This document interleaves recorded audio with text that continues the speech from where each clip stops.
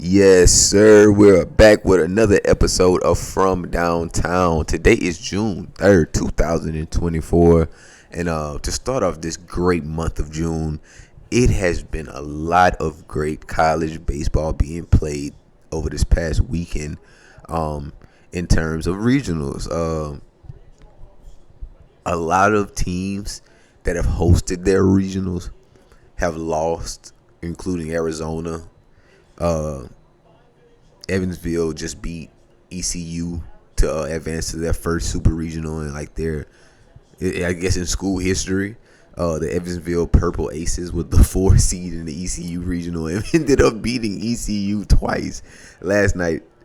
No, Evansville made it through. ECU lost and had to beat them twice and ended up losing today by one. Sad scene, but hey, who gives? Who cares? LSU needs to win.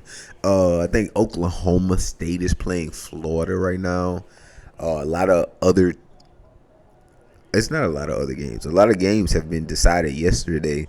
When it comes to super regionals, I think Connecticut plays Oklahoma tonight, and Oregon State is up right now against UC Irvine in the third. But yeah, like I just said, I think LSU needs to go ahead and win this game tonight. Go ahead and punch your ticket to go ahead and host a super regional next week, and either play, I think it's Oregon or another school like that who weren't um, a higher seed as we were, as high a seed as we were. But yeah, that's crazy. I'm just watching this Evansville like post game interview, and it's crazy. Like they have never made it this far. Their coach Wes Carroll has been in the fucking. He's coached there for 16 seasons. He is damn near 500. He has 427 and a 432 record. He has won 420 games and lost 420 games. And for him to be here right now, I'm just knowing they always knew at some point he was going. He had the ability to recruit to keep people here at Evansville. Because I don't know. I remember Evansville in the old like college games, but it was like I don't remember Evansville ever doing anything remotely close to this in any other sport. Basketball, football, gymnastics. I don't know any good Evansville team, but congratulations to them. But yeah, I think LSU needs to go ahead and win tonight. Take North Carolina out of here. Showed that we are a top 10 team to me in the nation. We went out there and gave up a lot of runs after like the 56th inning. Not a lot of runs, but we gave up like a few runs after the 56th inning, and it kind of had us nervous. They were able to put runners on base, and yeah, it was something that I thought never could happen to an LSU team, but it looked like they wanted to give that game up yesterday. But we fought it off and we kept the lead going into I think the 8th and 9th, and we won the game. So I think that today is going to be a different game. I think it's going to be more of a pitching duel. Like, what arms do you have available to even pitch? What arms do you have that's reliable enough to give you 2 to 3 innings? Are you going to just get 2 to 3 innings out of every arm that you have? Like, it's no person getting a max of 4 to 5 innings tonight. That's what I'm thinking. Or are we going to go like we need one man? No, LSU that is. We need one guy to go at least 6 innings for us to be comfortable. But like he said in that interview when they asked like who do you think who's pitching, like who do you think is going to be on the mound for tonight, he was just like some goddamn song that they always been listening to this whole year, and it's like, you're a gambler. You got to go out there and make a great decision for tonight. Not for what happened in the SEC tournament, not for what happened last year, not for what happened 2 days ago, yesterday. You got to go out there for the thing that is going out for tonight. Like, you have to go out there and just realize your players, realize your pitchers, and just put out the best, I guess, the best lineup that you can. Other than that, college baseball is coming to its best point. It's coming to this point where now you start to have to really, what's the word I'm looking for? You have to lock in on college baseball and make sure that people that are playing good are like the people you're betting on, if you're betting as well. You gotta go with the hottest bats. Like yesterday we played Wofford.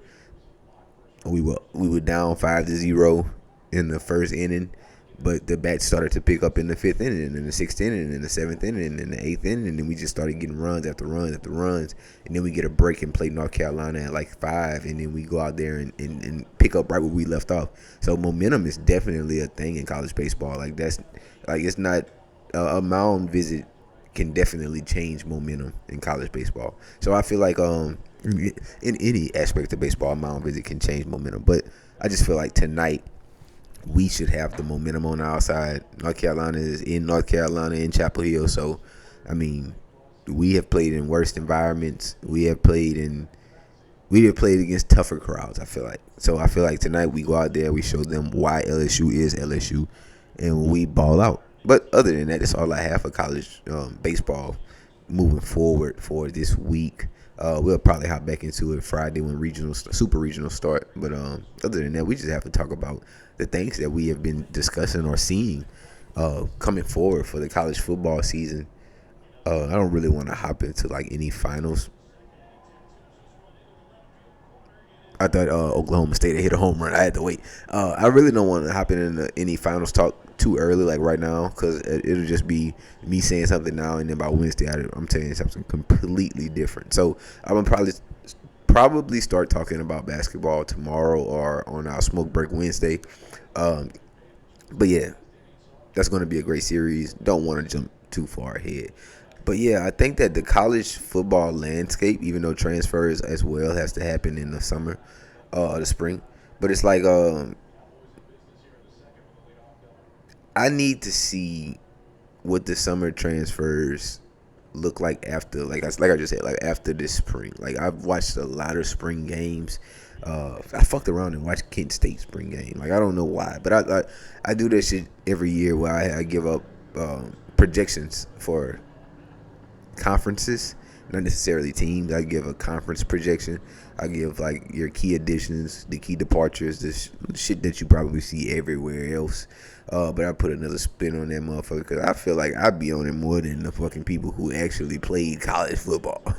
But yeah, the landscape is very, very up and up. I really feel like there will be no team unless it's like a independent school like Notre Dame or just some mid-major school who doesn't really have many tough games on their schedule to go undefeated. I don't really think there will be undefeated teams this upcoming college football season. SEC has turned into a fucking power. Like it was already a powerhouse. SEC with the addition of Texas and Oklahoma has turned into damn near a gauntlet every weekend. The Big Ten is not the Big Ten anymore. I don't know. It's just the Big 16. Big 12 is definitely not the Big 12 anymore. They added a lot of teams in that could definitely win. UCF, SMU was already added. So I mean, at this point, I really feel like the landscape, like I said, is up for grabs. Like if you feel that Georgia is head and shoulders better than everybody else in college right now, I want you to just go take a look at their schedule and look how tough that schedule is compared to teams like fuck LSU, compared to teams like Bama. Like I feel like Bama doesn't even have an out of conference schedule that hard. Well, it's like 2 or 3 out of conference games, but Georgia really, their out of conference games, except for one probably, is like fucking wow. You have to beat these. You have to beat these niggas. Like that's how I feel. Like I think Michigan is like playing Oregon in week 2 or week 3. I just feel like it's a lot of teams. It's a lot of disparity in the NCAA to where I feel like it's going to be tough to be an undefeated team. And if any SEC, Big 10, Big 12, fuck Ohio State. If any SEC school is undefeated at the end of the year, they're definitely number one. We were looking at the schedules over the past weekend, and I was just like, SEC is definitely the toughest schedule to play, no matter if you were Alabama or Georgia or Mississippi State or Florida or Vandy. Like that shit is the toughest shit to play. Like even going in thinking you're going to lose or knowing you're going to lose, it's still gonna be tough every day to get beat. To get beat up 24/7 is fucking fun in games. I feel like in the SEC. So honestly, I think that out of the SEC, we see somebody like a Georgia LSU matchup. We see a Georgia Ole Miss matchup. We see a matchup with like we haven't seen in the past couple years. I could say I would like to say that somebody from the West makes a new appearance in the SEC championship, but LSU made the SEC championship anyway, so not necessarily new, but I guess from the East side with Georgia out there, I don't think nobody can beat Georgia. I think they put Oklahoma in that conference as well. Yeah, I don't think anybody can beat Georgia. I think Texas. Does Texas play Georgia this year? I want to say they do, but I could be wrong. I think Texas has a lot of games early that they have to fight off too, just to keep their hopes alive for staying afloat in the SEC. Great quarterback room. You got Quinn Ewers, got Arch Manning, but it's like shit. I have to see more from that defense for in the SEC. They beat Alabama last year, so hey, I could be just talking out the side of my neck. But hey, I do need to see more on that defensive side this year for them to stay relevant in the SEC to me. The Big Ten, whatever they want to call that new conference, is going to be once again an up and up for Ohio State and Michigan. No matter who comes in, who leaves, who they add to the conference, is going to be Michigan State and Ohio State fighting for the top two. I think Michigan plays Oregon. That could be like their toughest like road matchup to start the season. But same thing with Ohio State. I think it's a cakewalk for a lot of those schools. I think they added adding a USC, a UCLA, a Stanford to a division that probably was already going to beat the fuck out of USC's, UCLA's, and Stanford's anyway. So recruiting wise, they're gonna have to get on the trail, find some big guys, get out of that Pac-12 type of offense. But hey, it is what it is. I think it's still Ohio State and Michigan to lose. And on to our next biggest conference, which is the 12. I think Baylor. This is a time for Baylor to become a powerhouse again. I feel like that Aranda can recruit. Yeah, this is the perfect time for Baylor to come back and be one of the best teams in the nation. Always fighting for the top or for a Big 12. I don't know if it's a Big 12 anymore, but for their championship, whatever that championship could be.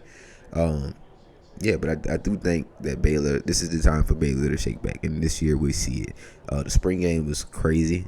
I feel like I didn't see a lot from either quarterback to be like, damn, that offense can be electric. But I do think that they do have electric pieces on the offense. But you need a quarterback to have that. You know what that thing is? The thing when you rub them together and you put it on that motherfucker. Yeah. You need a defibrillator. The quarterback has to be the defibrillator. You got to get these niggas going at some point.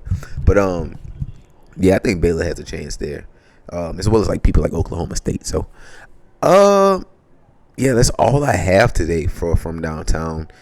Just happy to be back, being able to talk again, because the mic was definitely broke and we couldn't fix that shit. So I think that we dropped the episode like last week, but I couldn't really go as hard as I wanted to last week and drop every day. So we're back at it right now. So we're going to try to add new segments and new things to this show to keep it fresh and going.